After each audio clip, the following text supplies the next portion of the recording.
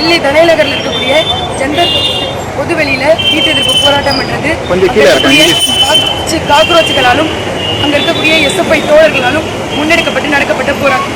இந்த போராட்டத்தை ஒன்றிய அரசாங்கத்தினுடைய காவல்துறை மிகவும் அராஜகமாக ஜனநாயகரி போராடிய மாணவர்களை மிகவும் கைது செய்ததை கண்டிச்சு இன்னைக்கு தமிழ்நாடு முழுக்க இந்திய மாணவர் சங்கம் கல்லூரிகளை புறக்கணிக்கக்கூடிய போராட்ட அறிவிப்புகளை விடுத்திருக்காங்க.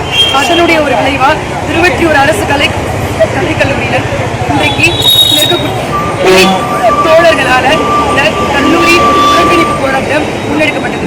ஆனா காவல்துறை போராட்டம் முன்னெடுத்திருக்கக்கூடிய கல்லூரி கிளை எஸ்எஃப்ஐ தோழர்களை ரொம்பவே அராஜகமான முறையில போலீஸ் இன்ஸ்பெக்டர் அராஜகமான முறையில கைது செஞ்சிருக்காரு.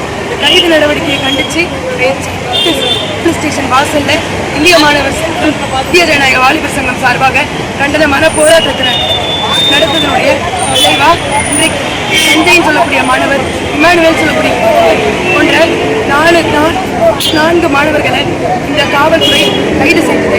ரொம்ப அராஜகமான முறையில வீட்டுக்காக எடுத்து மாணவர்கள் போராட்டம் பண்ணாங்க. இந்த கல்லூரி வீட்டுக்குள்ள விசிட்டேட் பண்ணாங்க. மொபிலைஸ் கண்டிச்சு காவல்துறை அராஜகமான முறையில போராட்டம் பண்ண எஸ்எஃப்ஐ தோழர்களை கல்லூரி உள்ள படிக்கக்கூடிய எஸ்எஃப்ஐ தோழர்களை கைது செஞ்சிருக்காங்க. இதை கண்டிச்சுதான் எஸ்எஃப்ஐ டைப் சார்பா காவல்துறை வைத்து போராட்டத்தை நடக்கும். நீங்க போராட்டத்தை எங்க பண்ணீங்க? போராட்டம் எங்க பண்ணி கைது பண்ணாங்க? கல்லூரி வாசல்ல போராட்டத்தை கல்லூரிக்குள்ள பசங்க போயிட்டு காலேஜ் ஸ்டூடெண்ட்ஸ் போராட்டத்துக்கு வாங்கன்னு சொல்லி ஸ்டூடெண்ட்ஸ் அஜிடேட் பண்ணி கூப்பிட்டாங்க. விருப்பப்பட்டு வரக்கூடிய ஸ்டூடெண்ட்ஸை வலுக்கட்டாயமா வெறும் ஒரு 800-900 பேர் படிக்கக்கூடிய ஒரு கேம்பஸ்ல 800 பேர் ஸ்டூடெண்ட்ஸை 3 ரூம் வச்சு இந்த கல்லூரி நிர்வாகம் அராஜகமான கூட்டு போட்டு வெளியில போறதுக்கு பண்ணாங்க. அதை எதிர்த்து கல்லூரிக்குள்ளவே கல்லூரி வகுப்பறையில் இருக்கக்கூடிய வளாகத்திற்குள்ள உள்ளிருப்பு போராட்டத்தை அந்த கிளை தோழர்கள் முன்னெடுத்தாங்க. ஆனால் தோழர்களை அராஜகமா நாயை எடுத்தது போல வலுக்கட்டாயமா கைது பண்ணி கூட்டு வந்தாங்க இந்த காவல்துறை. பல போராட்டங்கள் இந்திய மாணவர் சங்கம், இந்திய வாலிபர் சங்க தோழர்கள் இணைந்து நடத்தின மக்கள் துறை வளாகத்தை முற்றுகையிட்டதன் அடிப்படையில தான் இந்த தோழர்களை எஸ்எஃப்ஐ மாணவர்களை கைது செய்யப்பட்ட மாணவர்களை விடுதலை செய்தாங்க.